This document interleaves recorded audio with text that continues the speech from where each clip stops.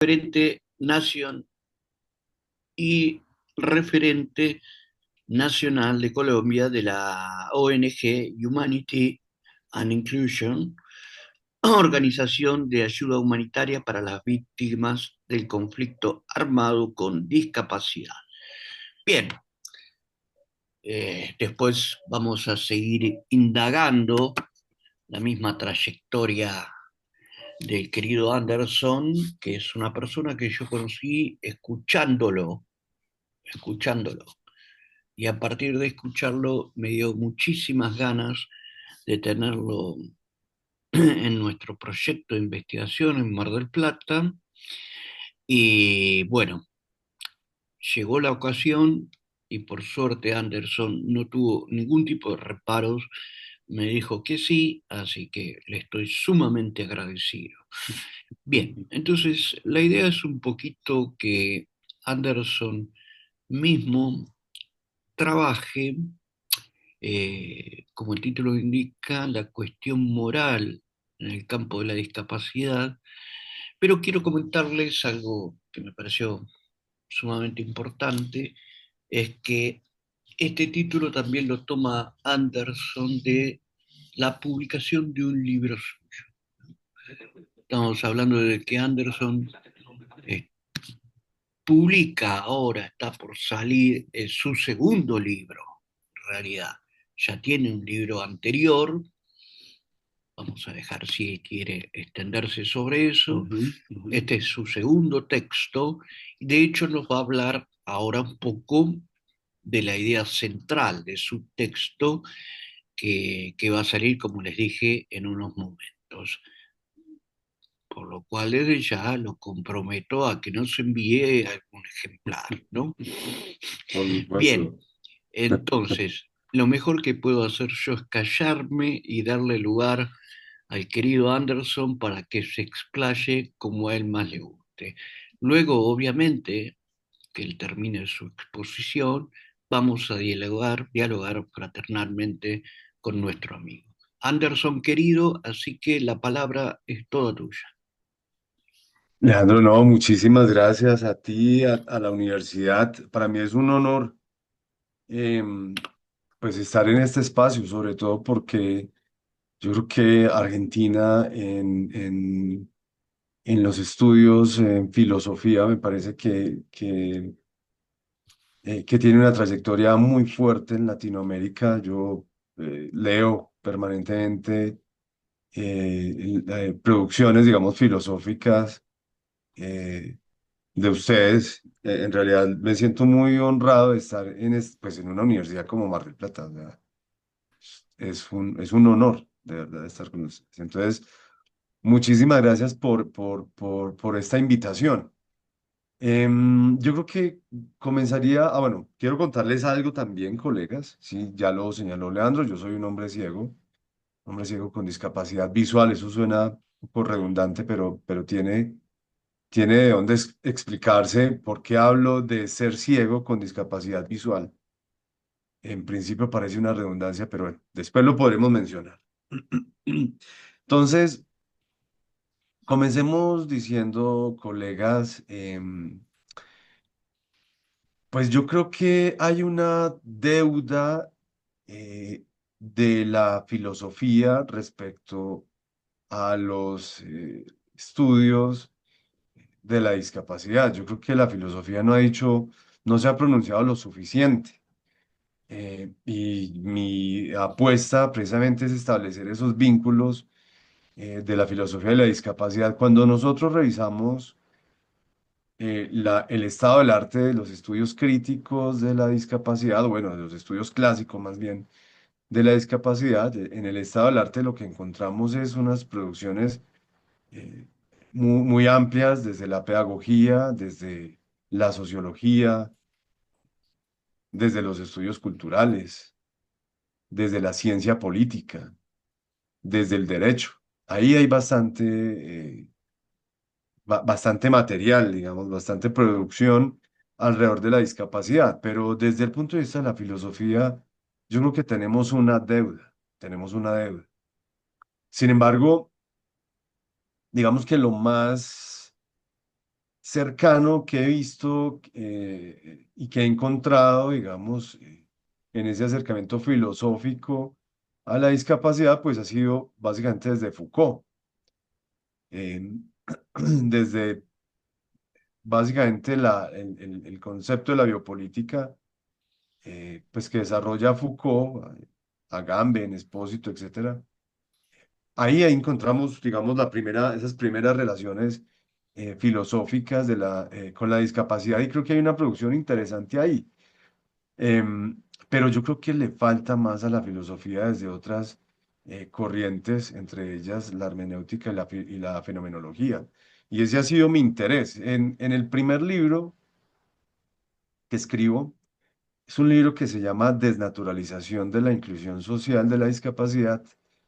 eh, y lo hago desde una lectura Foucaultiana. Digamos, ahí trabaja Foucault para entender pues, las relaciones de poder, las prácticas y las tecnologías biopolíticas alrededor de la discapacidad. Esto lo he trabajado en ese libro y en algunos artículos y capítulos del libro donde también exploro la tanatopolítica, digamos, para entender por qué en Colombia em, se asesinaron a personas con discapacidad para hacerlos pasar por guerrilleros, por combatientes de las guerrillas.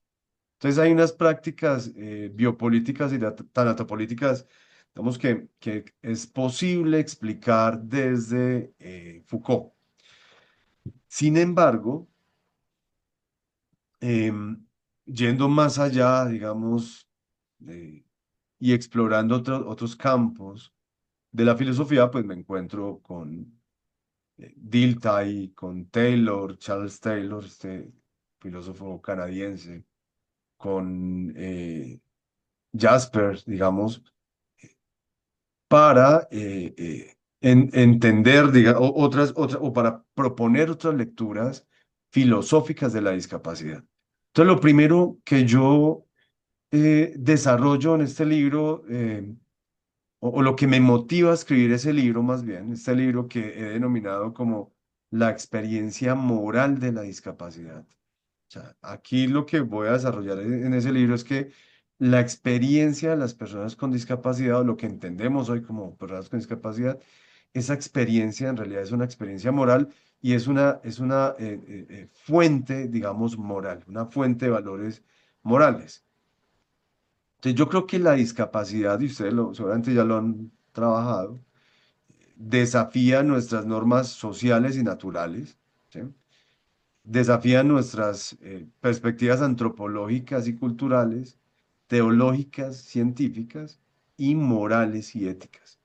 Entonces, si uno da una mirada, digamos, a la palabra discapacidad, uno podría decir que algo se nos revela de la vida misma. O sea, la discapacidad nos revela, entre otras cosas, nuestros temples, nuestros miedos, la obstinación, el pesimismo, el optimismo, la vergüenza, la indefensión, la imposibilidad. Esto es muy interesante. Uno pudiera acercarse desde Derrida, por ejemplo, para entender la discapacidad como una imposibilidad de todas las posibilidades, por ejemplo, ¿no? Incluso la discapacidad nos muestra lo virtuoso y lo ignominioso, ¿no? La lucha y el sufrimiento, la compasión y el amor, e incluso la muerte. Entonces, todo esto que se nos presenta con la discapacidad eh, me lleva a pensar en preguntas por el sentido de la vida y por la vida que merece ser vivida. O sea, la discapacidad tiene esa potencia de preguntarnos por lo que es valioso en la vida o por lo que es significativo en la vida. Eh, Esto es preguntas que tienen que ver con qué significa vivir dignamente. Entonces, la discapacidad, lo que empiezo a construir en este libro, que espero salga pronto, este año, es que la discapacidad nos hace preguntas por el sentido de la vida, ¿no? Y al mismo tiempo nos revela ciertas paradojas, ciertas ambigüedades, ciertas anfibologías o contradicciones, digamos, porque la discapacidad se mueve perfectamente entre lo virtuoso y lo ignominioso, ¿no? Acuérdense, Víctor Frank, en su libro El hombre en busca de sentido, trabaja una categoría muy interesante que es los sufrimientos que se sufren valientemente, dice Frank. Hay sufrimientos que se sufren valientemente, pero que no despiertan envidia, ¿no? Entonces, con estas lecturas de Frank, por ejemplo, recordaba hace un tiempo, o recordaba esas afirmaciones clásicas de yo a usted lo admiro mucho. Yo me preguntaba, ¿y qué dirá su inconsciente? Sí, su inconsciente freudiano. O sea, esta frase de yo a usted lo admiro mucho, que me la han planteado muchas veces, puede estar acompañado inconscientemente de otra que diría, pero no quiero ser como usted, no quiero ser usted. Yo a usted lo admiro mucho, pero no quiero ser usted. Y, e incluso, e incluso bueno, no, a propósito, Leandro y colegas, si ustedes desean intervenir en el momento en que lo quieran hacer para conversar y detenernos sobre algún tema, adelante. ¿Mm? Yo te puedo hacer una preguntita al medio que tiene que ver con esto, Sí, simplemente para arrancar nomás. sí. Es decir, vos sos ciego y yo quiero saber por qué no usás anteojos negros. Bueno, esa es una muy buena pregunta, porque además fue una recomendación que me hizo em, la oftalmóloga cuando yo soy ciego desde los 14 años. Entonces, cuando la oftalmóloga me dice, después de una serie de tratamientos, un desprendimiento de retina, me dice, tú ya no vas a volver a ver, tú ahora vas a ser una persona ciega. Ella fue la que me sugirió usar gafas negras o lentes negros y bastón. Y no lo usé hasta que en algún momento de la vida me lo reiteraron. ¿Por qué no usas lentes negros? Entonces, mi reflexión es que hay una incomodidad frente a los ojos que transgreden la norma, ¿no? Probablemente los lentes no son para ocultarnos del sol, sino para ocultar nuestros ojos ante la mirada del otro. O sea, mis ojos incomodan, por decirlo de alguna manera. Entonces, los lentes negros puede ser una forma, un tipo de ocultamiento de eso que transgrede, casi que son más o menos un performance mis ojos para algunos, ¿no? O sea, puede lastimar esa mirada del otro. La afirmación que hacía la oftalmóloga, amiga mía, era, eh, ¿tú por qué no usas prótesis o lentes? Así te verías más simpático. Simpático aquí en Colombia es ¿qué? Más estético, no sé cómo lo puedan entender ustedes, Claro, pero... sí, sí, sí. Sí, sí, sí. Pero esa era la afirmación. Entonces, ese tipo de cosas, yo creo que esto tiene que ver con las reacciones morales, Leandro. O sea, yo creo que aquí está sobre la mesa un concepto muy interesante que desarrolló Canguilhem en su libro Lo normal y lo patológico. Canguilhem, no sé si lo han trabajado, pero es un filósofo, es un médico. Canguilhem fue un médico em, que, que, que, que, que estableció relaciones entre su ejercicio médico y la filosofía, ¿no? Y produce ese libro que es tan potente, Leandro, de lo normal y lo patológico. Y lo que dice Canguilhem allí es que pareciera que nosotros tenemos una idea de la normalidad. Él dice que se nos presenta como un gen en la vida. O sea, hay una idea de normalidad. Esto es otro de los asuntos que yo intento resolver en mi libro. O sea, ¿de dónde es que aparecen esas ideas de perfección, de normalidad, de Ujú. completitud? ¿No? Entonces, Sí, lo que claro. dice Canguilhem es que eso hace parte, eso es como un gen de la vida, es lo que dice Canguilhem. Pero en eso podría detenerme más adelante, Leandro. ¿Cómo no? Dale, Ok, dale entonces, nomás. Sigo entonces. Ah, perfecto, listo. Sí, sí, sí, vos. Sí, entonces Deja. fíjense que lo que yo quiero desarrollar en el libro es que en la experiencia nuestra, la experiencia moral de la discapacidad es anfibológica, es ambigua, es contradictoria, es aporética, es paradoja. Estas frases de yo a usted lo admiro mucho y su inconsciente freudiano diría, pero no quiero ser usted, la escuché también en una frase de una mujer, una madre de una joven con discapacidad, que decía lo siguiente, abro comillas, ella decía, ¿quién de nosotras, miren este tipo de preguntas, Leandro, para que nos demos cuenta el contenido moral que tiene? Ajá, Dice, ¿quién de nosotras quisiera tener un hijo con discapacidad? Ella formula esa pregunta y renglón seguido ella misma se responde. Dice, ninguna. Y termina diciendo, pero si ya lo tenemos, es una bendición de Dios. Entonces, aquí me parece que hay una serie, en este tipo de afirmaciones, yo creo que hay una serie de contradicciones y, digamos, y reacciones morales ambiguas frente a la discapacidad. Por eso citaba a Frank, a Víctor Frank, pues, cuando dice que hay personas que sufren, digamos, valientemente, ¿no? Sufrimos nuestros sufrimientos valientemente, pero no despiertan envidia, aunque no generen envidia. Entonces, esto me recuerda, esto pues me hace preguntar precisamente, Leandro y colegas, eh, o más bien la pregunta que yo intento abordar en el libro es, en términos axiológicos, ¿qué tiene que ver la valoración de la discapacidad, digamos, y o ciertas valoraciones y ciertas ideas, como ya lo he planteado, de normalidad, perfección y completitud? Aquí en esto que les decía, cuando dice esta señora, ¿quién de nosotros quisiera tener un hijo con discapacidad? Ninguna, pero si ya lo tenemos, es una bendición de Dios. Entonces, aquí me parece que es interesante mostrar que las ambigüedades no solamente son religiosas, sino científicas, incluso antropológicas. Entonces, desde el punto de vista religioso o teológico, eh, podemos incluso producir cierto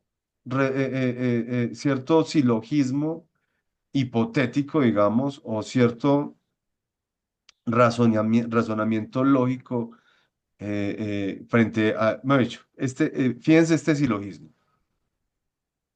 respecto a digamos, a la participación de la teología en la producción de estas anfibologías, de estas contradicciones, de estas paradojas. Esto lo construyo con un colega y decimos lo siguiente: sin discapacidad no hay milagro, sin milagro no existe Dios. Luego, Dios necesita de la discapacidad para poder existir. Entonces, aquí, por ejemplo, la propuesta que hago es, entre otras cosas, que como la persona con discapacidad es fuente moral, ¿no? Al punto en que Dios necesita de la discapacidad para poder existir. Basta mirar, Leandro, la literatura bíblica, sus referencias, digamos, a la discapacidad. Yo creo que hay al menos unas tres o cuatro metáforas muy interesantes que aparecen en la literatura bíblica, tanto en el Antiguo como en el Nuevo Testamento. Acuérdense cosas como la discapacidad como una forma de evitar el pecado. Dice la Biblia en uno de sus libros, si tu ojo te hace pecar, sácatelo, ¿no? Entonces uno podría decir aquí la experiencia moral gira en torno a la salvación. De hecho, todas estas relaciones que hacemos de la discapacidad con lo angelical, lo trascendental, si se quiere, eh, sí, lo menos trivial, digamos, pues tiene que ver con esto, la discapacidad. es una forma de adquirir la salvación. Si tu ojo te hace pecar, sácatelo. Uno podría decir aquí si es la capacidad la que nos hace pecar y la discapacidad se constituye o en la salvación o en el castigo. O sea, nos movemos permanentemente como en estas ambigüedades. Y al mismo tiempo, otra de las metáforas pues, que retoma la literatura bíblica es frente al pecado, ustedes la han escuchado. Jesús cuando hace uno de los milagros pregunta, ¿quién pecó? ¿Este o sus padres? ¿No? Entonces, o la discapacidad, como lo indigno, que esto aparece sobre todo en el Antiguo Testamento. El Antiguo Testamento dice, por ejemplo, que los mancos, y etcétera, menciona una serie de lo que hoy entenderíamos como de personas con discapacidad, que no pueden acceder, por ejemplo, eh, al púlpito, justamente porque es el reflejo del pecado y de la imperfección. Entonces, ahí me parece que hay un horizonte, digamos, un curso de acción moral frente a la discapacidad. Entonces, en ese libro, Leandro y colegas, pues yo desarrollo al menos tres tesis, o intento proponer al menos tres tesis. La primera es que en la interpretación y comprensión filosófica de los valores y horizontes morales de las concepciones de mundo, ha estado ausente el papel protagónico de la experiencia moral de lo que hoy llamamos personas con discapacidad. Es decir, la interpretación, digamos, desde el punto de vista de la filosofía moral, la interpretación hermenéutica, el estudio de la fenomenología no ha volteado a mirar a la experiencia de las personas con discapacidad, que desde el punto de vista, al menos en la visión del mundo judeocristiana, resulta bastante relevante. La segunda tesis que desarrollo en el libro es que las personas con discapacidad son o se han constituido fuente moral de las sociedades en que vive, porque sus vidas o sus formas de vivir se han utilizado para demostrar o la injusticia de la existencia, o para que sirvan como referente de lo que le da sentido a la existencia. Eh, Ustedes escuchan seguramente estas narrativas de la vida cotidiana donde básicamente somos ejemplo de vida. Entonces, como si nuestra presencia sirviera de referente moral, ¿no? Recuerdo una estudiante que me decía en una clase, me decía, profe, yo quiero presentarlo con mis amigos. Es que ellos con sus cinco sentidos y no hacen nada, ¿no? Fue su afirmación y yo lo que le dije fue, no, a mí no me metan problemas con tus amigos. Entonces, No, pero es muy sí, interesante lo que tú haces ahí, porque abarca un campo semántico amplio que tiene que ver con las bases de nuestra cultura, en este sí, caso específicamente con el cristianismo, ¿no? Y, eh, ¿cómo es? Y hasta contradictorio en cierto punto, ¿no? Hay una cuestión muy interesante allí que me parece que puede ser tensiva históricamente, si se quiere, ¿no? Una cuestión en que el discapacitado se asemeja a Jesús en cuanto a sí, un aspecto muy particular del cristianismo que es el sufrimiento, ¿no? La elevación o la consagración del sufrimiento como parte de una vida buena en sentido cristiano, en el más allá, nunca es en el más acá, ¿verdad? Entonces, eso sí, es muy interesante que sigue funcionando en la sociedad, ¿no? A mí me han dicho también, bueno, envidio tu capacidad de recuperación, envidio, ¿no? Tu fortaleza ante infortunios de la vida, podríamos Sí, decirlo así, sí, ¿verdad? sí, sí, sí, Entonces, es verdad que hay allí como un ejemplo moral que parece que permanece, por lo menos, no sabría decirlo en otras sociedades, pero en las sociedades cristianas hay un trasfondo que tiene que ver con eso que tú has dicho, muy interesante. Ahora bien, pienso yo, no sé tú, Anderson, pero pienso en que también en la modernidad esto ha cambiado, ¿verdad? En cierto punto, y de ahí también la ambivalencia. Es decir, en la modernidad, como la corporalidad está comprendida respecto a funciones corporales, ¿no?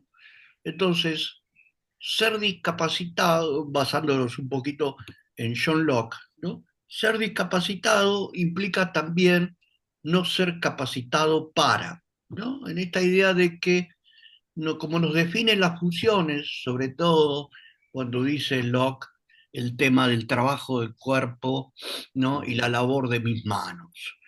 Esa idea también implica, en esta metáfora, podríamos decirlo así, de la mano, que no tener esa mano o algún aspecto de esa mano implica ya una disfuncionalidad en ese sentido concreto y está bien dicho para mi gusto, puede ser un poco agresivo lo que digo, pero el discapacitado tiene un carácter de disfuncionalidad porque es respecto a las funciones que solicita la sociedad, en este caso la sociedad contemporánea, ¿verdad? La disfuncionalidad implica que hay una ausencia o una especie de distorsión de una función que representa a su vez una función dentro de la sociedad. Y el discapacitado en ese sentido no deja de ser una carga también al mismo tiempo, ¿no? Que es el problema, por lo sí, menos aquí en Argentina tenemos un problema muy concreto referido a la política actual, donde nuestro presidente, sí, ¿no? Le ha quitado presupuesto a un hospital único en Argentina, donde trabaja justamente infancias discapacitadas, ¿no? sí, sí, sí, sí, Infancias disfuncionales en ese sí, sentido, ¿verdad?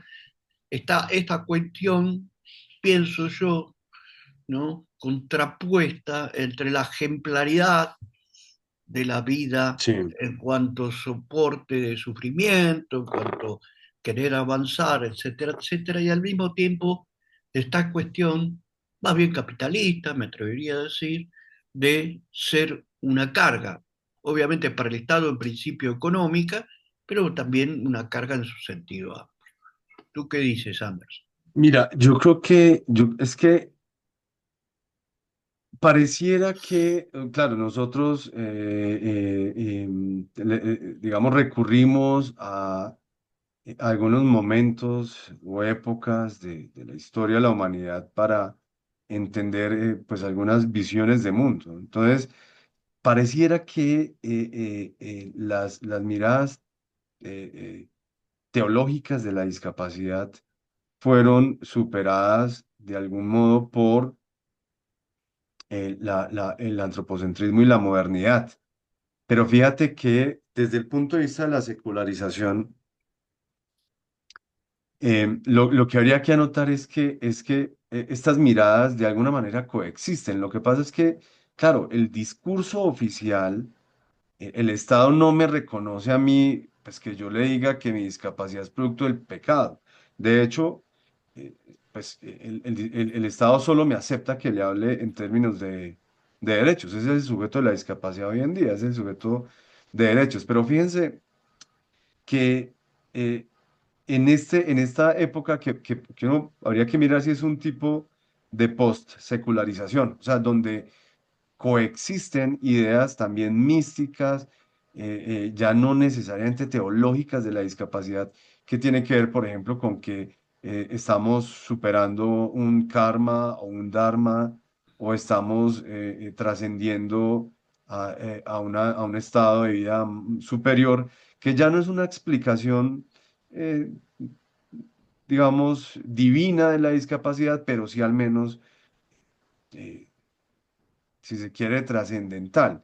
Entonces, las explicaciones secularizadas, pues hacen parte, sí, de el discurso oficial, pero hay unas ideas, vuelvo y repito, que coexisten, que nos permiten entender que la discapacidad tiene todavía explicaciones, ya no exclusivamente del ámbito del derecho, sino pues de otras perspectivas de mundo.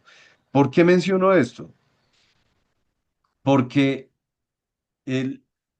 digamos que la ambigüedad está justamente en esas distintas formas de entender la discapacidad. Uno podría hablar al mismo tiempo de un sujeto de derechos, o sea, decir si las personas con discapacidad tienen derecho, y al mismo tiempo defender la idea más oriental, si se quiere, de que estamos superando un karma, ¿no? Eso coexiste. Entonces, la modernidad exalta sí unos valores, la autonomía, la responsabilidad, la libertad, ¿sí?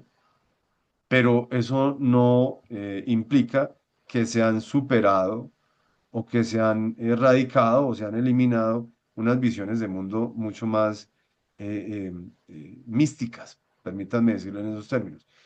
Entonces, ¿qué es lo que quiero decir aquí, Leandro?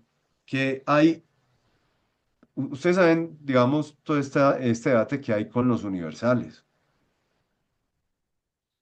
pero yo creo que hay algo de la interpretación de la discapacidad, de la comprensión de la discapacidad, que son universales. O sea, para decir que eh, hay una reacción moral en todas las sociedades frente a lo que llamamos discapacidad. O sea, vuelvo y repito eso, creo que es universal, son universales o es universal las reacciones morales ante la discapacidad. Por supuesto que es histórico el contenido de esas reacciones morales. O sea, lo que es ahistórico es la reacción moral. Lo que es histórico es el contenido moral de esas reacciones. Entonces, eh, pareciera que, o uno podría decir, digamos, uno podría lanzar la pregunta desde el punto de vista de los universales y decir, ¿qué es la persona con discapacidad en su modo físico y en el plano metafísico? ¿Sí? ¿Qué lo hace distinto en su ser que puede dar sentido o no a lo que tenemos que hacer o no en la vida? Eso parece que está presente en todas las distintas sociedades, Leandro. No sé si, ¿cómo la ves? No, no, comprendo perfectamente y está bien lo que tú dices. Ujú. Yo creo que puede haber una reacción moral siempre, ¿no? En este sentido, muy bien dicha por vos. Eh, y- pero lo importante, quizás, lo que veo que es interesante sobre algo que recalcaste como sujeto de derecho, ¿no?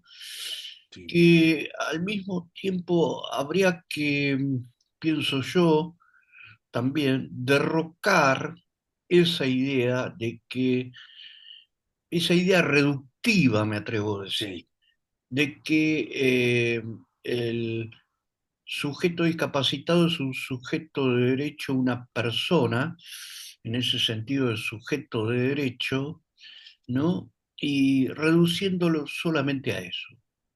Es sí, decir, sí, creo sí, yo sí, que sí, hay sí, ahí justamente un carácter sí, de sí, reductibilidad, con que, de bueno, acuerdo.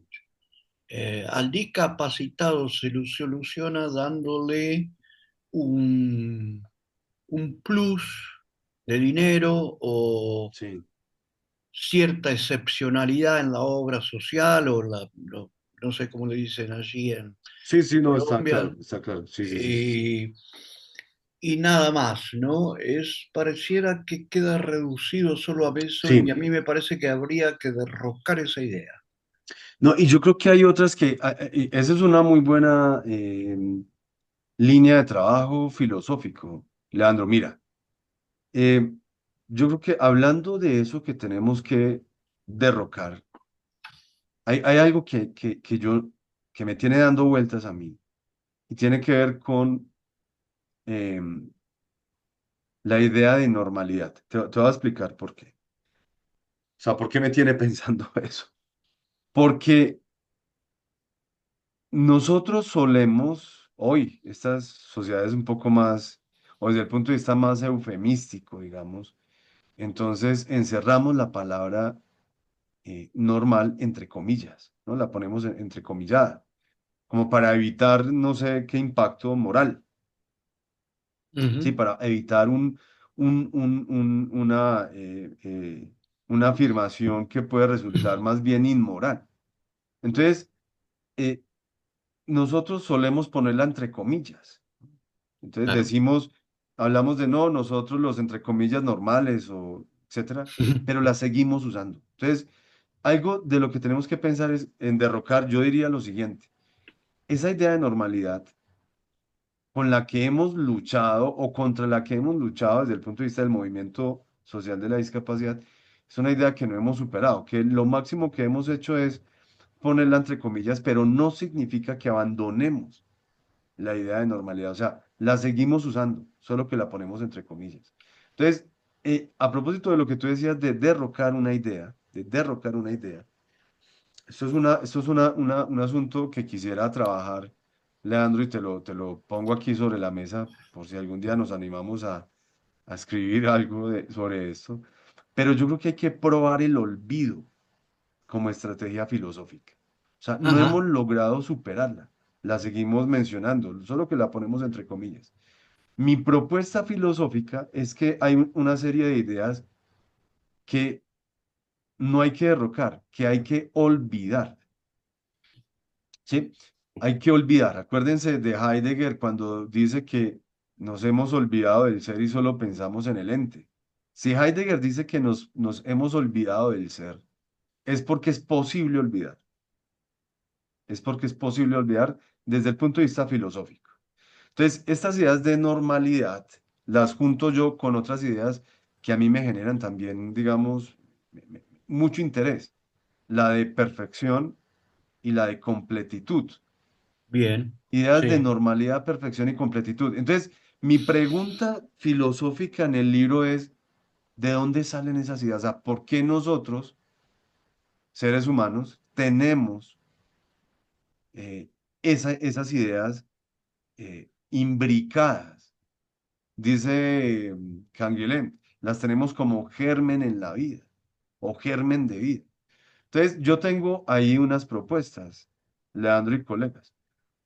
Y es que bueno, primero que todo, yo, digamos, metodológicamente y teóricamente, cómo construyo este libro del que les hablo. O sea, yo me paro, digamos, desde la hermenéutica de Gadamer, pero fundamentalmente la hermenéutica de Dilthey y de Slesmayer. Friedrich, bueno, su apellido es alemán un poco difícil de pronunciar. Schleiermacher, creo que se puede pronunciar, no soy muy bueno con el alemán. ¿Importa? Pero estos dos señores, o sea, Dilthey y Schleiermacher, proponen, fíjate que esto es muy interesante para mis colegas acá, psicólogos, psicólogas, una interpretación hermenéutica mucho más psicologista, si se quiere, que gramatical. Bueno, combinan las dos, una interpretación Sí. desde el punto de vista gramatical, pero también desde el punto de vista psicológico. Entonces, las apuestas de estos señores me parece muy interesante para poder ir entendiendo de dónde es que surgen estas ideas. O sea, Dilthey, por ejemplo, o sea, lo que él propone es un tipo de una hermenéutica de la vida, de la existencia, así lo llama Dilthey. Entonces, ¿qué es lo que? Entonces, fíjense esto, Leandro. Entonces, mi tesis es que hay unos, o nuestros sistemas de creencias y formas de práctica, ¿sí?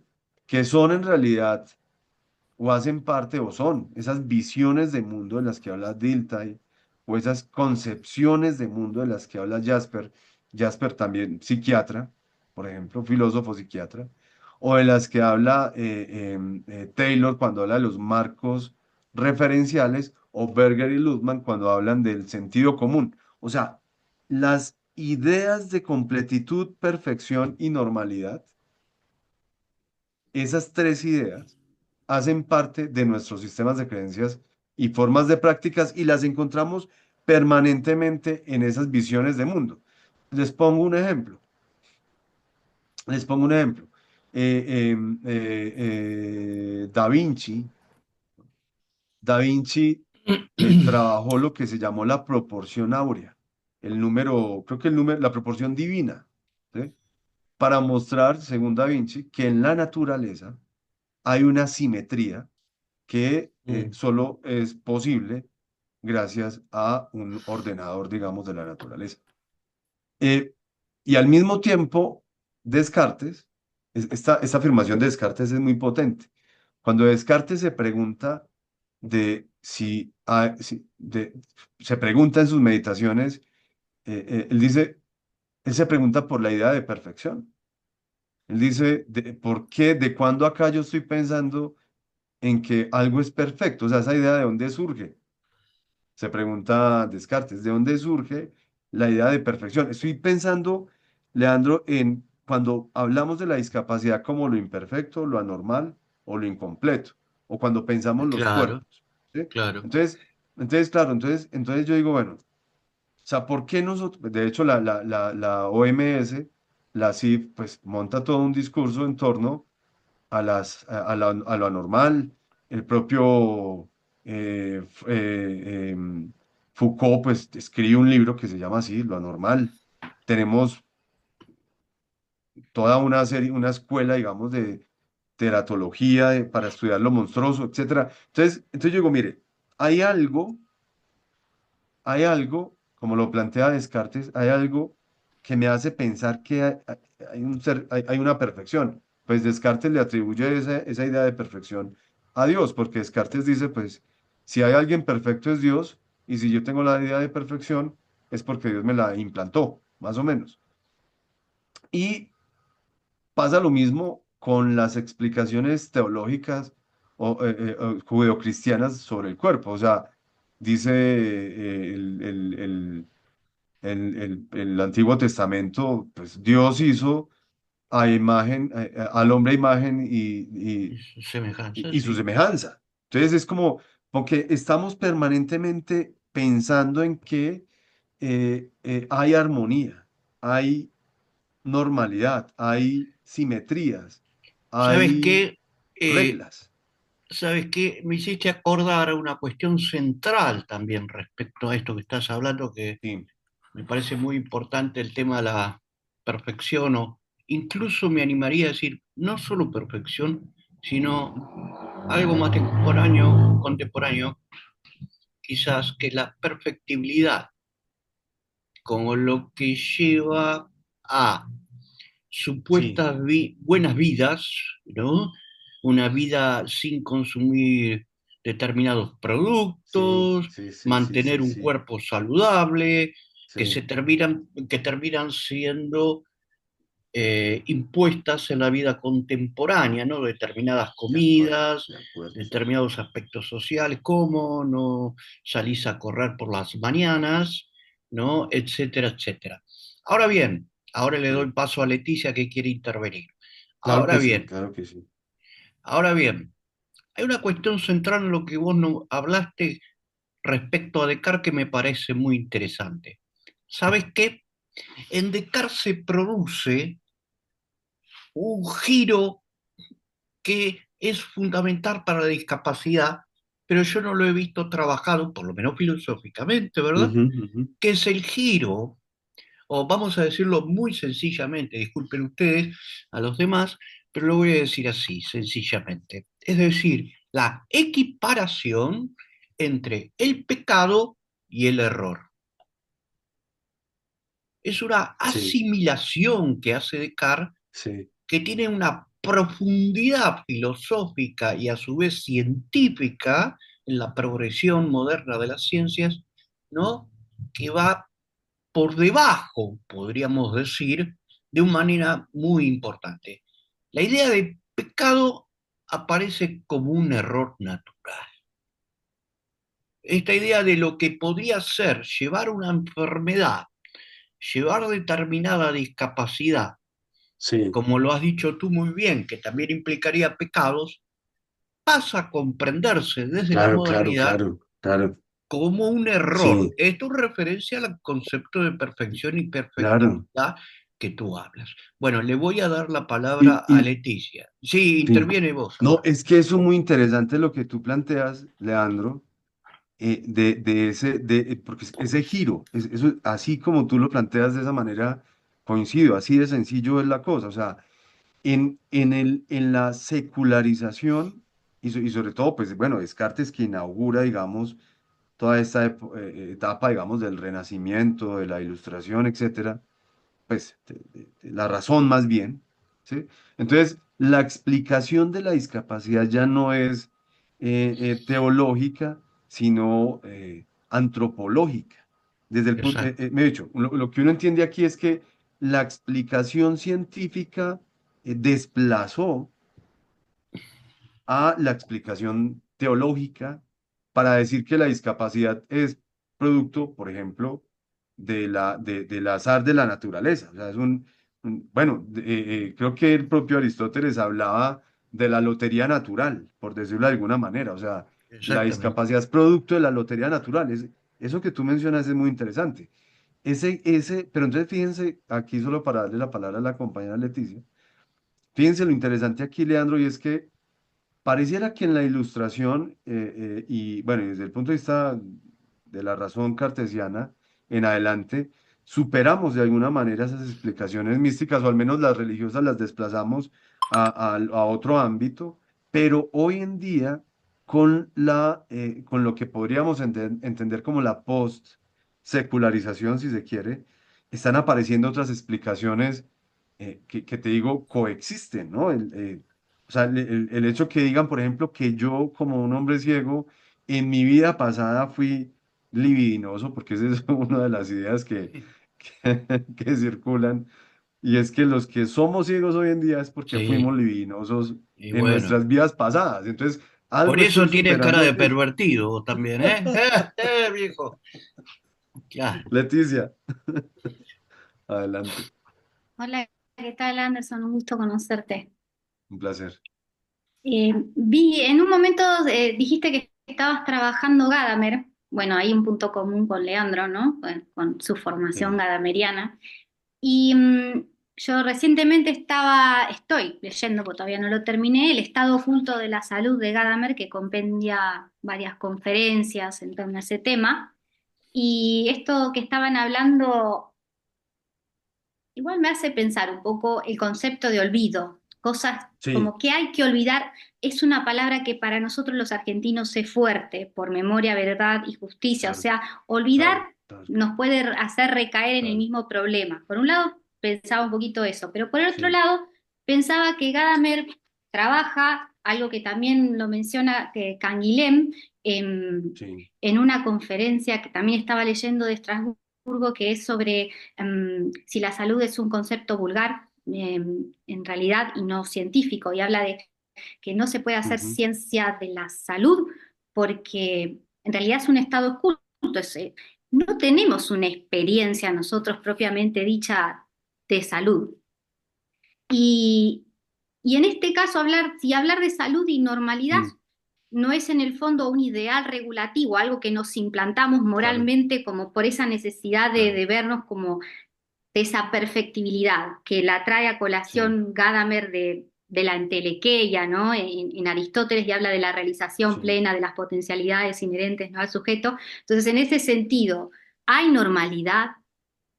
¿Hay un saber sí. sobre la salud efectivamente en nosotros o es en este orden de Sí. ideal regulativo, de algo que nos imponemos? No sé cómo, Está muy cómo buena, muy buena. Yo ahí diría dos cosas. Primero, frente al olvido. Claro, es que el olvido, o sea, el olvido tiene pues esas angustias, digamos, acuérdense que decimos que, eh, es- o sea, si olvidamos la historia, pues algo así, no recuerdo cómo es que dice la frase, ¿no? Como aquel que no conoce su historia tiende a repetirla, más o menos, ¿no? O sea, si olvidamos la historia, probablemente repetiríamos Sí. esto. Habría que mirar esa idea del eterno retorno, digamos, de Nietzsche, ahí cómo funciona. Mm, Pero por ejemplo, recuerdo a el Funes el Memorioso de Borges, Jorge Luis Borges, mm, que ustedes lo deben conocer muy bien. Él básicamente dice que en ese Funes, o al menos lo que yo interpreto de Borges, es que hacer memoria distrae un poco, digamos, ¿sí? Porque dice, bueno, o sea, yo necesitaría volver a recrear las 24 horas de mi día anterior para poderlo recordarlo completamente.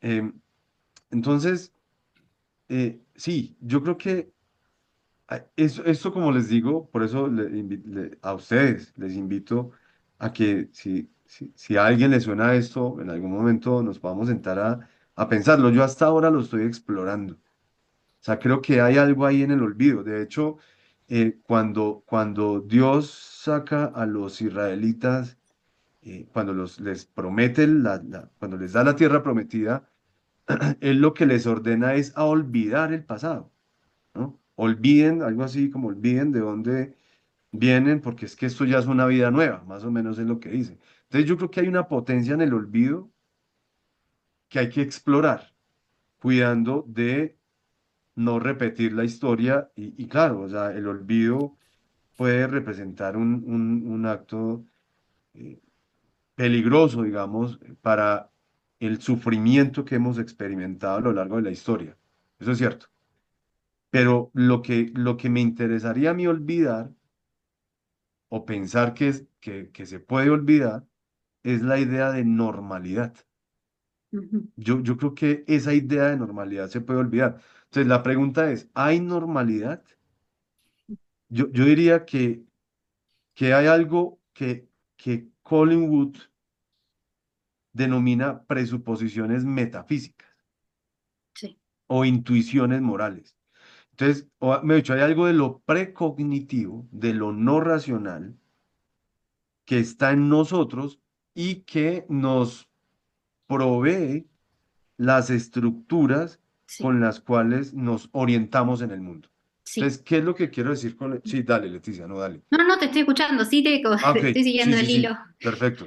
Sí, entonces, si hay algo de lo precognitivo, si hay una presuposición metafísica, es decir, la presuposición metafísica de eh, la salud es el estado de plenitud. Para que exista esa idea de salud, tiene que haber algo previo que me diga que la salud es el estado de plenitud. O sea, tiene que haber una estructura precognitiva de lo no racional que dispone mi curso de acción hacia esas ideas. Es que Descartes lo sitúa en Dios. O sea, Descartes no ve otra forma de explicar por qué pensamos en la perfección si no es a través de un tercero que nos la impone, ¿no? Entonces creo que ahí Descartes devela, digamos, ese límite nuestro para explicar si la normalidad existe o no. O sea, Descartes lo único que hace ahí, o la forma en la que lo resuelve, es decir, pues si yo tengo la idea de perfección en mi cabeza, es porque alguien perfecto me la puso. Eh, Desde el punto de vista de Canguilhem, él dice, según mi interpretación de Canguilhem, él diría que sí hay una idea de normalidad que hace parte de la vida misma, que nosotros la moldeamos según los momentos históricos. Entonces, la idea de normalidad, digamos que la presuposición de normalidad o de perfección o de completitud existe. Yo diría que es un universal, pero el contenido es histórico. O sea, hoy entendemos a ciertos cuerpos como normales y otros anormales. Probablemente en unos años el cyborg será el referente del cuerpo perfecto. Ujú. ¿Sí? Entonces el contenido es histórico, pero la presuposición o la intuición, de hecho, este concepto de intuición lo trabaja Taylor, pero para que de pronto lo recuerden por otros filósofos, Heidegger habla de la disposición afectiva, ¿no? Entonces Heidegger dice, nosotros tenemos una disposición afectiva, o sea, estamos proyectados a algo, hay algo que nos proyecta. em, y mi propuesta es esa, que hay esas ideas de normalidad. Como les digo, ¿por qué el ser humano tiene la tendencia de buscar patrones en la naturaleza? ¿Por qué Ujú. nosotros tendemos a buscar la simetría en el cuerpo? El propio Da Vinci descubre esa simetría con lo que se denominó por allá en 1500 como la proporción áurea o proporción divina. Bueno, tenemos varias consultas. Vamos a hacer Adelante, así. adelante, claro que sí. Parece que Gracias por tu respuesta. No, a ti, a ti. Anderson, querido, parece que generas muchas dudas en la gente. Me alegra mucho. Bien, bien. Un tema interesante que tocaste, esta es la ventaja de ser coordinador, que uno puede intervenir y hablar antes de todo sin importarle a los demás, ¿no? Bien, una cosa que mencionaste, que simplemente la quiero dejar planteada. Eso que tú has dicho de Qué feo eso, qué feo, ¿eh?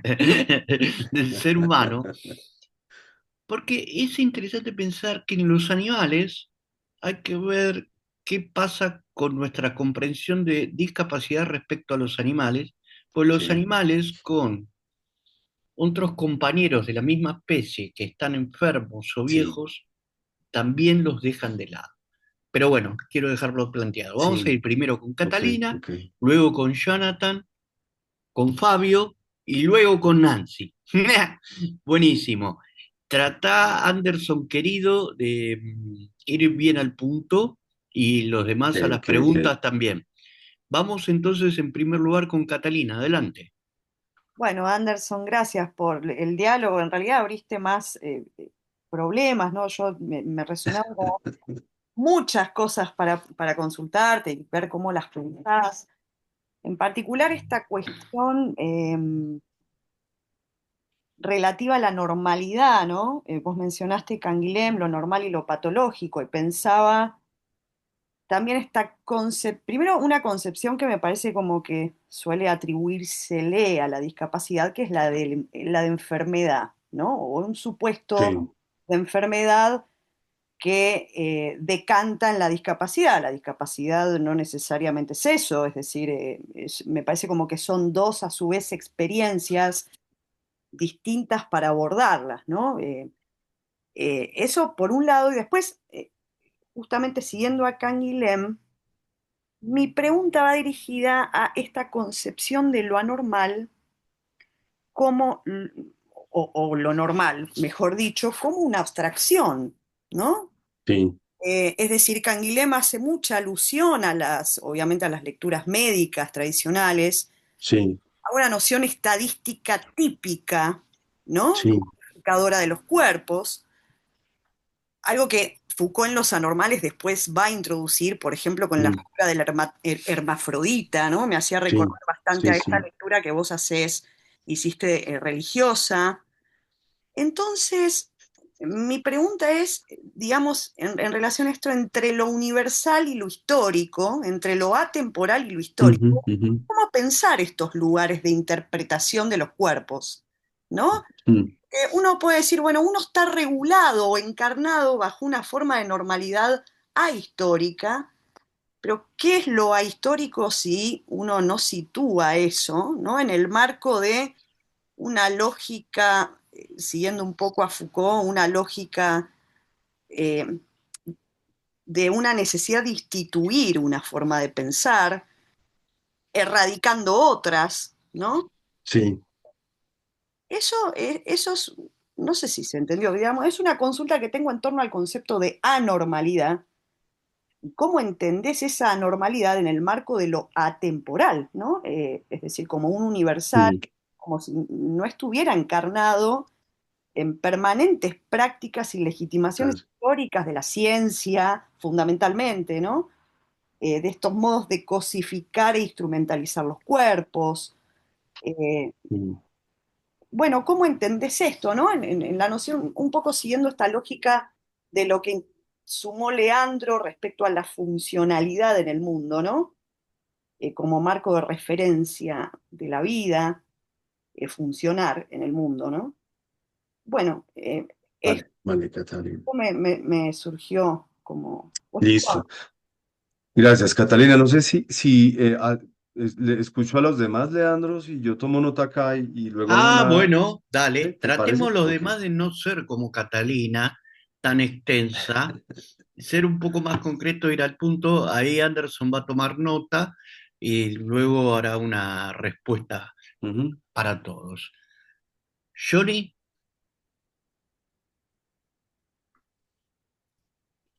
Hola, bueno Anderson, muchas gracias por la charla que estamos teniendo y por adentrarnos en esta temática tan importante.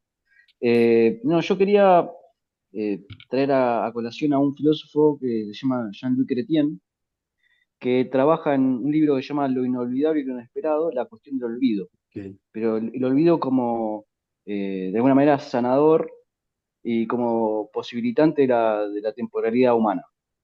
Que no, de alguna manera nos lleva a no tener que sobrecargar esa excedencia, esa saturación Ujú. de, de la, de todo lo que nos pasa, ¿no?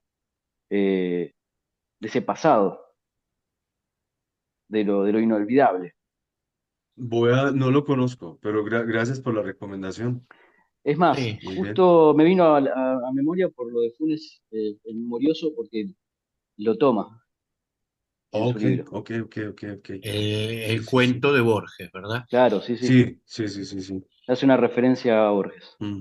Muchas gracias por el aporte, Jonathan, Sí, muy porque bueno, muy De bueno. yo nada. no lo había pensado. Si tenés el texto, Sí. pásamelo, te lo pido por favor. Y tú me lo pasas a mí, Leandro. Exacto, exacto. Mira, Después, te leo específicamente a ver, si tenés algo, algo armadito una ahí, bárbaro. oración Dale. que dice, ya te lo- viste cuando vos querés leer algo y lo tenés y No, no te te cerrás el preocupes, no te libro, preocupes.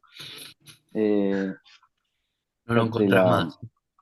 sí, dice, el olvido es un olvido que funda y que envía, un olvido que abre la temporalidad propiamente humana. Interesante. Te Sí, pido sí, por sí. favor una copia del texto.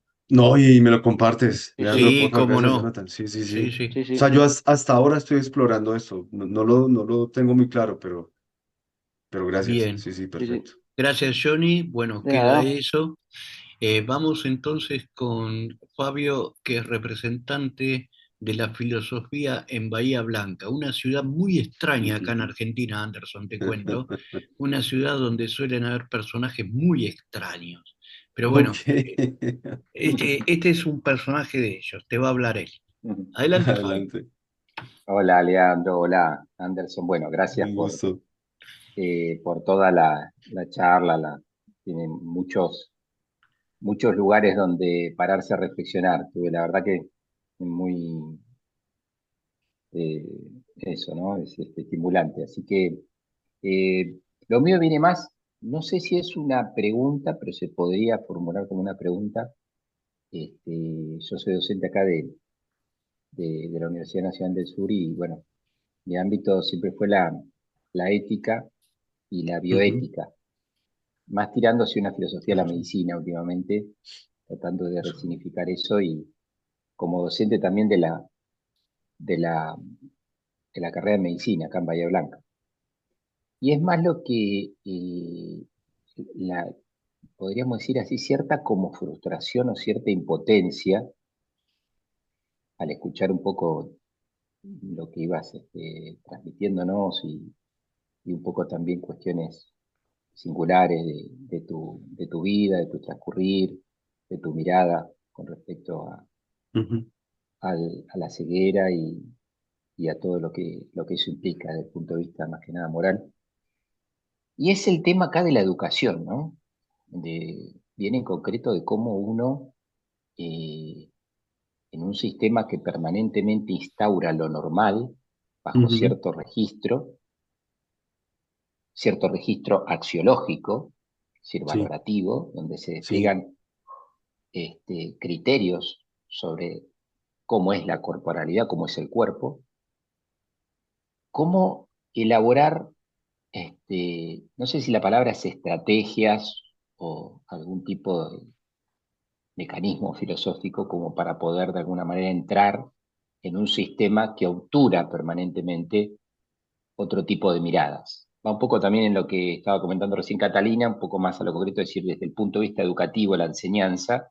Ahora justo estoy dando una optativa que se llama Cuestiones de Bioética y veo ujú, la resistencia, veintipico de alumnas y de alumnos, la resistencia a poder salir de esos patrones que marcan una cierta normalidad bajo una égida de normatividad, podríamos decir, muy pero muy instaurada, un núcleo muy duro. Me quedo entonces con esa incógnita, ¿no? Que es una incógnita que me acompaña en estos últimos años frente a la docencia, más que nada en el ámbito de la bioética claro, y de la medicina. Así que bueno, una cuestión ahí medio como sí, en tiempo de cómo transmitir, de cómo penetrar ese bosque que está tan sí, instaurado, ¿no? En nuestra cultura. Así que bueno, era eso. Gracias, muy bien, Anderson. muy interesante. Gracias. Muchas Gracias a ti. gracias, Fabio. Hola, Nancy, ¿estás ahí? Hola, sí, estoy por acá. Saludos Bien. desde Colombia, desde Medellín, Colombia. Hola, Bien, de un Medellín, gusto. De perfecto. Medellín. Bueno, bueno, Nancy, entonces desde Medellín Sí, comenzamos. bueno. Ujú, Anderson, bueno, muchas gracias por tu exposición. Sé que, bueno, giró en torno más que todo a la relación entre la moral y la discapacidad, pero sí me suscitaste una curiosidad muy grande. Me gustaría comentarte muy rápidamente, ya que dijeron que hay que ser pues muy concretos. Yo trabajo, estoy pues en último semestre del pregrado, estoy haciendo la monografía y versa pues ujú. sobre dos conceptos alemanes, Bernstein y Begreifen, entender y comprender, estoy trabajando como unas connotaciones en la hermenéutica filosófica de Gadamer, ¿cierto? Estoy trabajando la estructura dominante de comprender y participativa, integradora, pues en el sentido hermenéutico de entender, ¿cierto? Dentro de esta investigación me topé con Fenomenología de la Percepción de Merleau-Ponty, Sí, un trabajo muy interesante que él hace sobre el Seigen y el Greifen propiamente, es decir, agarrar, el agarrar, Greifen, sí, y el Seigen, que es como más designación, ¿cierto? Me pareció muy interesante dentro de esto, me causó mucha curiosidad cómo tú concibes, digamos, en la tradición filosófica, digamos, esta discusión sobre los sentidos y sobre todo este privilegio, por así decirlo, de lo visual, ¿cierto? De la visión. Entonces me sí, gustaría leer rápidamente un par de cositas que dice Ponti. Bueno, él trabaja el Greifen como movimiento concreto y el Seigen como movimiento abstracto, ¿cierto? Y dentro de eso, pues se remite, digamos, a esta distinción entre lo táctil y lo visual. Entonces, él sí, plantea, en Fenomenología de la Percepción, el capítulo se llama La espacialidad del propio cuerpo y la motricidad. Digamos que aquí vemos que desde la fenomenología, pues al menos desde Ponti, pues sí se presta mucho para hablar, digamos, de la discapacidad. Él habla de la loquiria también, ¿cierto? sí, Entonces dice él dice que hemos de admitir que el sonido más bien reclama un movimiento de captación, dice él que el sonido reclama un movimiento de captación, y la percepción visual un gesto de designación. El sonido nos dirige siempre hacia su contenido, su significación para nosotros. En la presentación visual, por el contrario, podemos mucho más fácilmente hacer abstracción del contenido y más bien estamos orientados hacia el lugar del espacio en donde el objeto se halla. Es decir, es como si eh, el sentido, digamos, más codependiente, por así decirlo, de su objeto sea la visión, ¿cierto? Sea el ojo. Él dice que un sentido se define no tanto por la cualidad indescriptible de sus contenidos psíquicos, como por una cierta manera de ofrecer su objeto, por su estructura epistemológica, cuya cualidad es la realización concreta, y para hablar como Kant, la exhibición. O sea, es decir, me parece muy interesante, digamos, Mm. relacionando esto con tu trabajo, cómo, digamos, ves tú este tema de los sentidos o cómo has abordado, digamos, este tema de lo visual. Bueno, te comento, yo Sí, sufro de sí, sí. toxoplasmosis ocular, entonces también estuve un poco en ese límite de problemas visuales, ¿cierto? Muy asustada, pues, porque obviamente uno, como te digo, claro, la codependencia, digamos, con el sentido que ustedes hablaban de completud, ¿cierto? O sea, es como que, wow, ¿ahora qué voy a hacer, cierto? Sin un sentido. Entonces, claro, dentro de esta preocupación me suscitas, digamos, Sí, muy me das bueno. mucha curiosidad. Entonces, claro, ¿cómo concibes tú, Súper, digamos, súper. esta codependencia de la visión, ¿cierto? De la visión Claro. y la realidad. Muy, muy bien, Muchas no, gracias, muchísimas espero haberme gracias. hecho No. entender. Sí, sí, sí, sí, no, no, está súper claro, súper, súper claro. Gracias, Listo. Nancy. Bueno, no sé cómo vas a hacer, Anderson, porque te acordás No, de todo más o menos que... aquí tomé nota, aquí tomé Ah, nota. sí. Que, Sí, sí, bueno, sí. los ciegos tienen siempre otras habilidades ocultas que uno nunca sabe. Sí, sí, sí. Bueno, Está muy bien, bueno, está muy bien. así que te doy pie nomás para que comiences como vos O quieras. sea, son muy buenas preguntas, muy, muy buenas preguntas. Voy a intentar dar como tres líneas de respuesta a estas intervenciones. Em, yo creo que digamos, con Catalina, que nos hablaba, digamos, de pues de esta tensión que hay con la normalidad, em, y con Canguilhem y otros autores, digamos, em, pareciera, desde mi perspectiva, que hay como si hubiera una normalidad trascendental. Em, o sea, aquí quisiera juntar una idea de una normalidad trascendental y la idea levinesiana del infinito, del otro, de la infinitud del otro. ¿A qué me refiero? A que paradójicamente el concepto de normalidad no es excluyente. O sea, la normalidad no es un concepto que busque excluir, lo que busca es atrapar al otro, ¿sí? O sea, eso es muy interesante porque en realidad la normalidad lo que está haciendo es casi que yendo detrás del otro levinesiano, del otro con O minúscula de Levinas, y lo quiere atrapar, digamos, dentro de lo quiere incluir. A propósito de nuestros debates en la discapacidad por la inclusión social, pues uno diría la normalidad en realidad lo que quiere es incluirlo, ¿no? O con unos criterios como decía Catalina, de los que el propio Canguilhem da cuenta en las estadísticas, ciertos comportamientos del organismo, etcétera. Pero sí hay, pareciera que hay eso, una normalidad trascendental detrás de ese diferente, digamos, de esa otredad, y lo que quiere es incluirlo, pues para borrar su otredad, probablemente, ¿sí? Pero lo que quiere es incluirlo. En ese sentido, esa relación entre, ahora, digamos, de discapacidad y enfermedad, pues también es una separación que se ha establecido precisamente, y yo creo que Canguilhem nos da luces al respecto. Ahí habría que, digamos, mirar con detalle a Canguilhem porque creo que Canguilhem hace como ese tipo de distinciones de lo normal y anormal realmente, de las enfermedades, por ejemplo. Pero lo que podría decir ahora es que la salud también es un referente moral. O sea, Susan Sontag habla sobre la historia, creo que se llama así, la historia de la enfermedad, no recuerdo muy bien su libro, Y pero sobre la sí, metáfora, sí, sí, sí, sí, sí. Y entonces lo que dice Susan es que también, digamos, pues si nos desprendimos del pecado, de la enfermedad producto del pecado, ahora es la enfermedad producto de los malos hábitos. Entonces, si usted fuma, pues ¿no? Los efectos de fumar, etcétera, pues lo dicen eso es por sus malos hábitos, un cáncer, por ejemplo. Entonces, también la salud se vuelve un referente moral a propósito de la idea de perfectibilidad que mencionabas tú, Leandro, y que retomó también Catalina.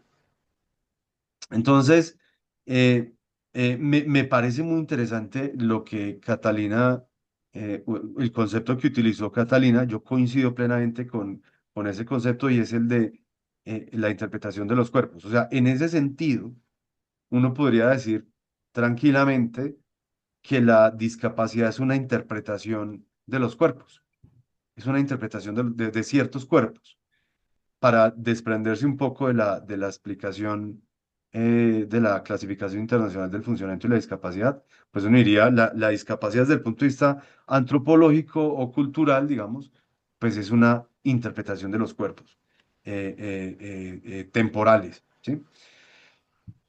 Bueno, espero ahí, digamos, como que haber al menos dado algunas pistas para intentar responder a Catalina.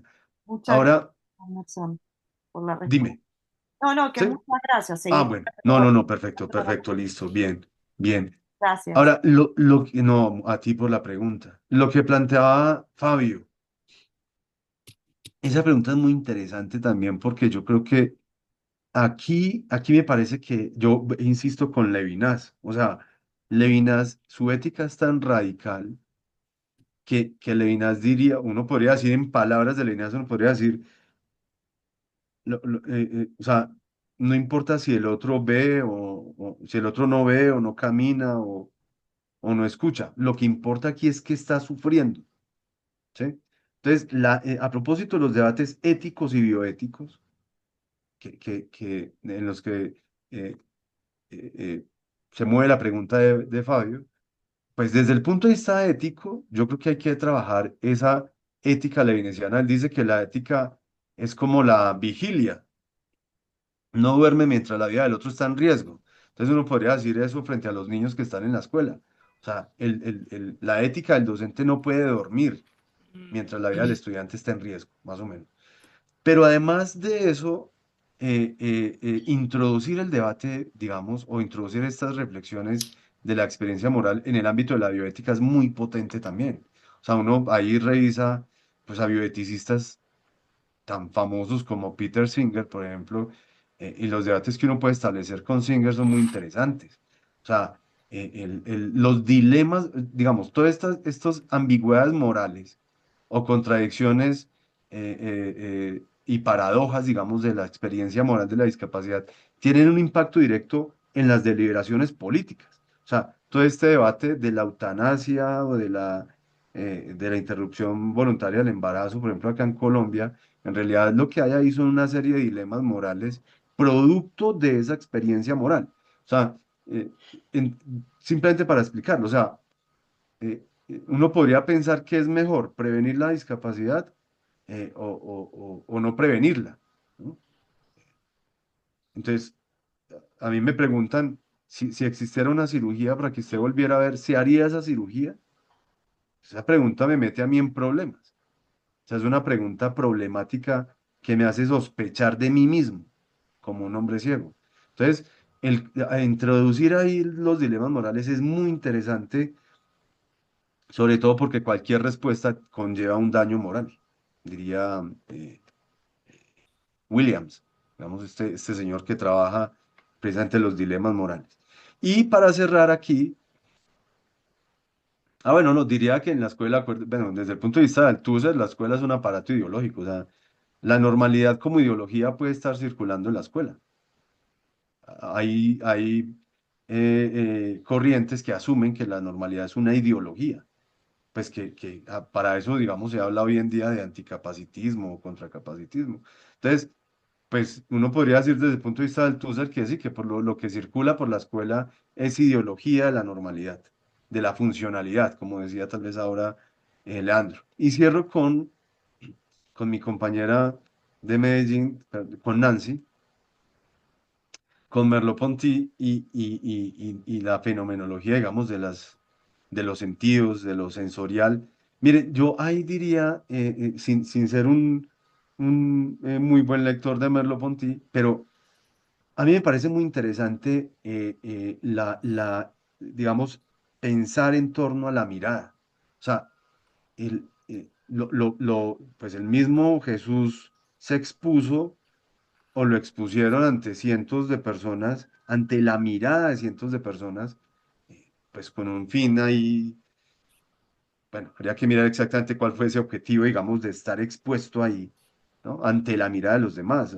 Lo que las prácticas punitivas de los siglos pasados, de la horca y ¿no? digamos, la pena de muerte en público, por decirlo de alguna manera, era ante la mirada de los demás. Em, entonces, hay un texto que se llama El Velo, creo que se llama así, El Velo, o Los Velos, donde escribe también por ahí Derrida un capitulito ahí, un ensayo, pero ese texto es muy interesante porque habla, pues pues ustedes saben cómo escribe Derrida con ese juego de palabras de derridiano, pero habla del velo o de lo desvelado o del velar. O sea, hay algo ahí con la mirada también muy interesante.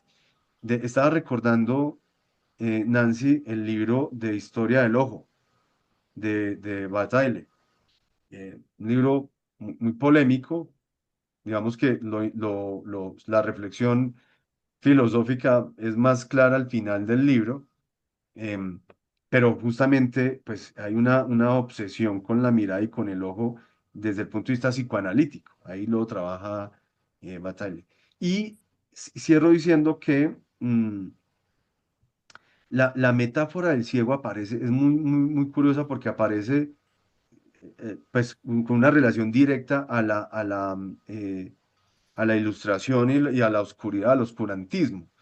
Entonces, eh, eh, perdón que salte de un tema a otro, estaba recordando aquí al ciego de Grecia, a Tiresias, que el lugar que él tenía en la sociedad era un lugar de privilegio, era un adivino, era consultado por los reyes, digamos. Entonces sí, hay cosas que decir sobre la mirada, yo coincido contigo. Hay un libro que se llama, bueno, de Jean-Luc Marion, em, y muestra un poco ese tema de la mirada y del icono, para entender pues también el papel de lo que llaman el ocularcentrismo. Y Bergson habla de la imagen en movimiento.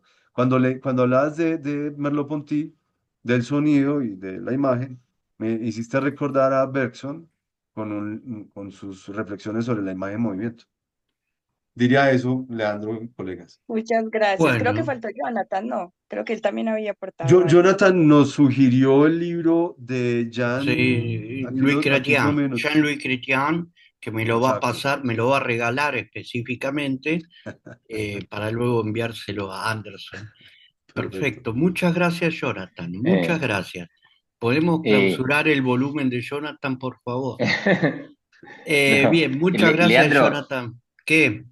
Leandro, vos sabés que Sí, acá, en base a lo que comentó Anderson de Susan Sontag, la enfermedad de sus metáforas, que justo el otro día ese texto. Exacto, ese era, sí, lo sí, sí. estuve releyendo y hay una parte que dice cortita, dice al final de la presentación de la página 9 dice, sin embargo, es casi imposible residir en el reino de los enfermos sin dejarse influenciar por las siniestras metáforas con que han pintado su paisaje. Aclarar esas metáforas y liberarnos de ellas es la finalidad a la que consagro este trabajo, ¿no? Liberarnos, olvidarnos, estamos ahí, ¿no? Exacto. Bueno, Así que interesante gracias al ahí. respecto. Muy Sí. interesante. Muchas gracias, Fabio. Gracias, Ha Jonathan. habido muchas citas, lo cual a mí me gusta como hermeneuta. Bien, voy a aprovechar, Anderson querido, para hacerte otras consultas, que por ahí surgen como disparadores para que luego puedan los demás también, o si quieren repreguntar sobre lo que les respondió Anderson también. Pero bueno, tengo una consulta un poco específica y un poco voy a ser autorreferencial en principio. Yo soy discapacitado debido a que tengo problemas crónicos de enfermedad y trasplantes en el riñón y en los riñones y en el corazón, ¿verdad? Ahora bien, el problema es el problema de género. Es decir, lo voy a hacer sencillo al respecto. Es decir,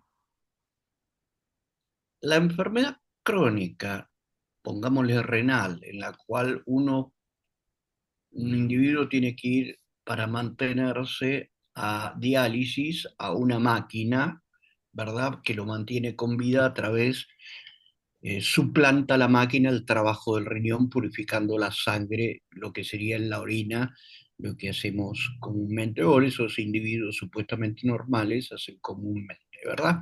Ujú. Ahora bien, un gran problema es el que tienen las mujeres. ¿Por qué? Porque las mujeres, en el momento que quieren quedar embarazadas, a mí me tocó estar con una chica jovencita de alrededor de 20 años haciendo diálisis, y esa chica de hecho tenía una pareja Ujú. estable y quería quedar embarazada.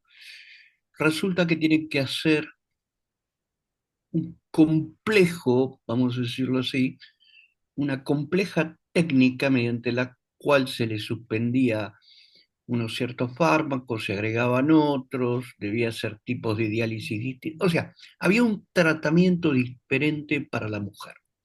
Esto lo quiero trasladar a ti y preguntarte si es lo mismo realmente, desde todo ámbito que quieras hablar, ontológico, epistemológico, estético inclusive, una mujer ciega que un hombre ciego, siendo, basándome en el dualismo, en principio, ¿no? En esto de una mujer ciega y un hombre ciego, después podemos extender el ámbito de la cuestión. No sé qué tipo de experiencia más allá de la tuya, que vos seguramente has recogido por tu larga experiencia, si puedes encontrar distinciones en las experiencias en este sentido fenomenológico, ¿no?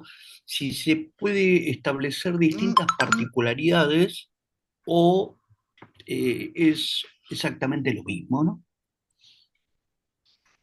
Sí, no, no, son distintas, porque es que, bueno, aquí en Colombia venimos trabajando un concepto, Leandro y colegas, seguramente ustedes lo conocen, el de la interseccionalidad, eh, pues que básicamente es un concepto que surge del feminismo negro, que muestra distintos marcadores de opresión, y entonces, digamos, en nuestras sociedades occidentales, patriarcales, es que uno podría decir aquí estamos frente a una sociedad machista o digamos patriarcal, ocularcentrista, a propósito de lo que mencionaba Nancy, eh, y anticapacitista, o más bien, no, capacitista, quiero decir, o sea, donde la discapacidad es un factor de discriminación, donde predomina el ocularcentrismo en perspectiva de personas ciegas y donde pues el machismo tiene también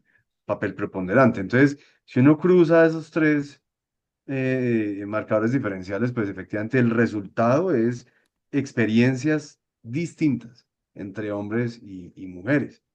Em, pero acá además en Colombia, Leandro y colegas, no solamente tenemos estos marcadores de diferencia muy relevantes, sino que aparecen otros, el de origen étnico, por ejemplo, en el caso colombiano, un país, digamos, con población indígena, con población afro, etcétera.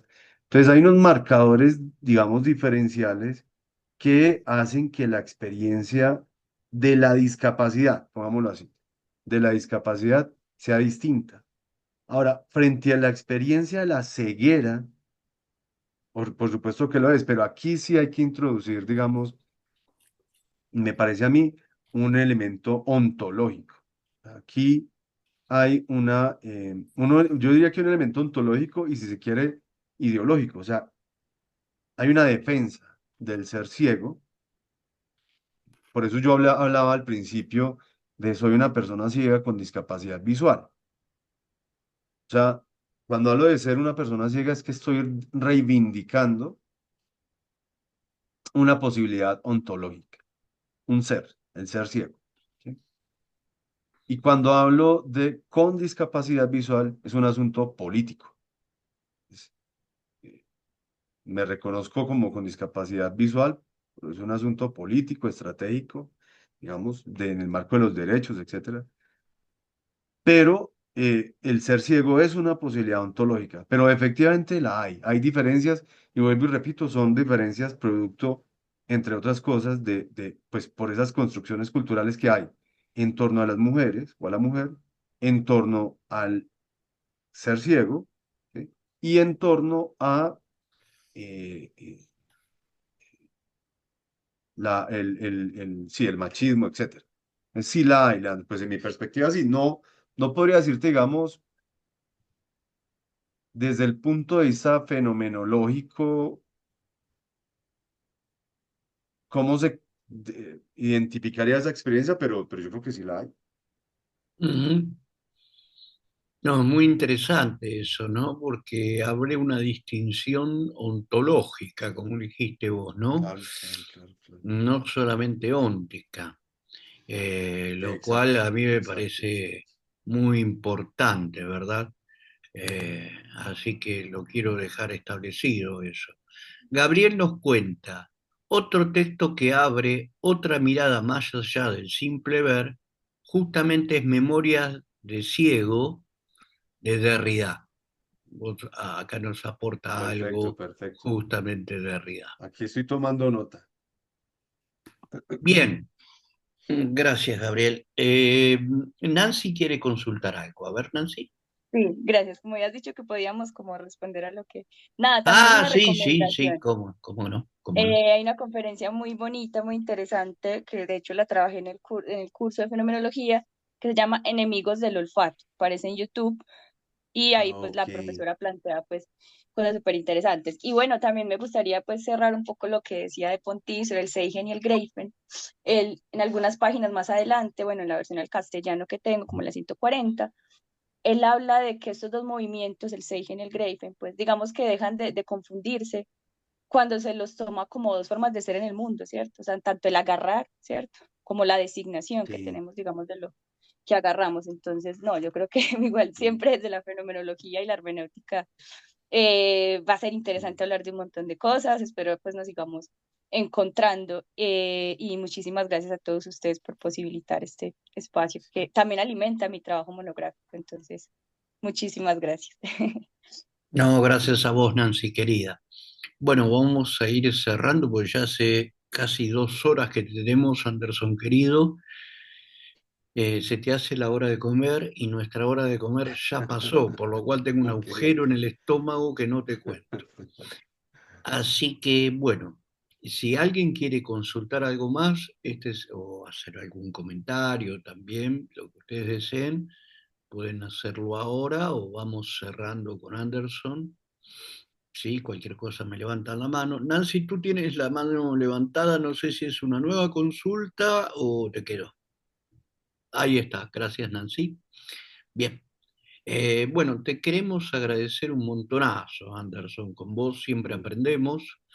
Yo hablo un poquito en plural porque te escuché antes, ¿no? Pero creo yo que mis compañeras y compañeros igualmente han aprendido contigo sobre cuestiones que podríamos decir en cierto punto que nunca dejan de estar abiertas, que me parece brillante no solo tu exposición, sino lo que planteás sobre una cuestión hermenéutica de trasfondo sobre la idea de normalidad, ¿no? De perfectibilidad, de perfección, que es interesante el por qué la tenemos, por qué no, tiene una larga tradición, como hemos charlado en algún momento en el diálogo, una larga tradición que hay que descomponer, hay que deconstruir en cierto punto, sobre la cual nosotros pensamos y actuamos respecto a las personas que tienen discapacidad y cómo las personas con discapacidad a su vez actúan respecto a otros.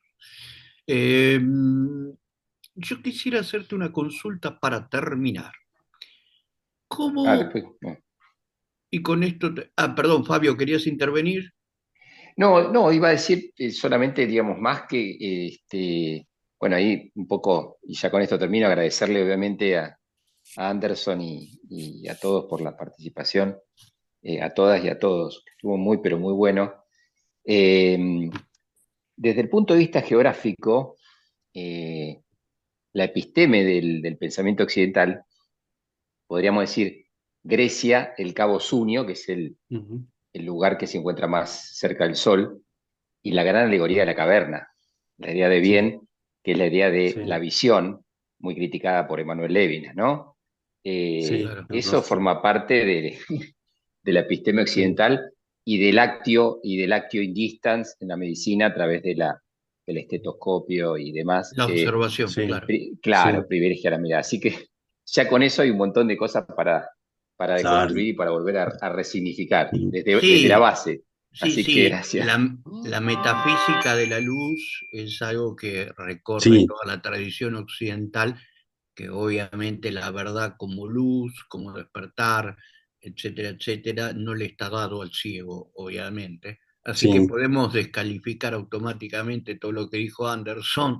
sí, sí, sí, sí, Es perfectamente. decir, que fue todo falso. Nada, desde ya, gracias Fabio. Bien, solamente quería decirte esto, ¿cómo ves las relaciones, si notas alguna distinción entre los vínculos entre discapacitados y discapacitados con normales, vamos a decirlo así, si ves algún tipo de diferencia en los tratos, es lo mismo para un discapacitado tratar con alguien supuestamente normal, Ujú. es diferente cuando trata a otro discapacitado. ¿Ves algún tipo de distinción en eso? Sí, claro, claro, porque yo no sé si eso uno lo podría llamar como mismiedad, podría ser, denominado como mismiedad, pero eh, es muy curioso, pero les cuento una experiencia así súper rápida. Aquí en Bogotá, en Colombia, cuando tenía que desplazarme a cierto lugar con todos los días a mi lugar de trabajo, para cruzar un semáforo había una persona, a un habitante de calle que siempre me ayudaba a cruzar la avenida, pero el habitante de calle tenía algún tipo de discapacidad psicosocial, algún tipo de esquizofrenia o algo así. Y pues el tipo sucio, etcétera, eh, me Ujú. tomaba el brazo y me cruzaba la calle con un garrote en la mano y mientras cruzábamos el semáforo, él insultaba a los carros. Entonces decía, me cruzaba hijos de puta, decía, entonces la gente se asustaba mucho, pero lo que yo entendía era que él sabía, ¿no? Que yo era otra persona vulnerable, como lo era él, Claro. permítanme decirlo en esos términos. Y la única forma de él comunicarse con los conductores para usted no se mueva, ¿no? O sea, ¿sí? Era insultándolos. Entonces, Ujú, yo lo que veía ahí era mismiedad, ¿sí? Era alguien que experimenta la opresión social, digamos, o la exclusión, etcétera, o el estigma desde el punto de vista de Goffman. Entonces, sí, yo creo que hay un colegaje, si se quiere, entre ciertos grupos y, por supuesto, entre ciertas discapacidades. Lo que pasa es que aparece una pregunta todo el tiempo, Leandros, que es un poco cruel o injusta, pero aparece y es, bueno, ¿usted qué prefiere? ¿Ser usuario de silla de ruedas o ser ciego? ¿O usted prefiere ser sordo o ser, ¿no? Entonces, digamos que esas preguntas nos las hacemos entre nosotros, pero bueno, claro, no, son las cosas que pasan. hay que cuestionamientos interesantes. Para mí, por ejemplo, Sí. vos que sos ciego seguramente vivís mejor que yo. Vos serías el hijo de puta que sin lugar a dudas vivís mejor que yo, y capacitado de mierda. Sí, sí, sí, sí. No, Malditos hay como, discapacitados, decía un a ver amigo. quién se pone una cosa de, a ver quién es el que más está sufriendo, ¿verdad? Claro, claro, claro, claro. Bueno, Anderson, querido, te agradecemos un montón, te tuvimos un largo tiempo aquí, así que realmente estamos agradecidos a tu intervención. Espero, obviamente, personalmente, encontrarte nuevamente. y poder seguir discutiendo estas cosas, ahora que tengo tu WhatsApp y Por todo, supuesto. seguramente, Puedes compartir mis contactos también, Leandro, bueno, con los colegas, que sería un honor bueno, cómo no, conversar, serán claro que compartidos sí. para los que me pidan, yo les mando el Ujú. contacto de Muchas Anderson. gracias, muchas gracias. Así que No, bueno, Leandro, sí, no, a ti agradecerte. Mira, vuelvo y reitero, digamos, admiro mucho el trabajo de la filosofía argentina, me gusta mucho. Entonces, vuelvo y repito, para mí es un honor esta invitación, te agradezco muchísimo y sobre todo les agradezco a ustedes por escucharme, por escuchar estas ideas que están absolutamente puestas para debatir, y para deconstruir y para mirar a ver qué sale. Entonces, gracias a ti, a todas y a todos, y bueno, nos vemos en otra oportunidad. nos vamos a ver en otra oportunidad. A los demás les digo que hoy a partir de las 5 de la tarde continuamos con la última parte del programa de estas jornadas, así que les agradezco por haber participado y escuchar y seguramente nos vemos a partir de las 5 de la tarde. Muchas gracias, hasta luego. Gracias, gracias a todos. Gracias, Anderson. Chau, chau.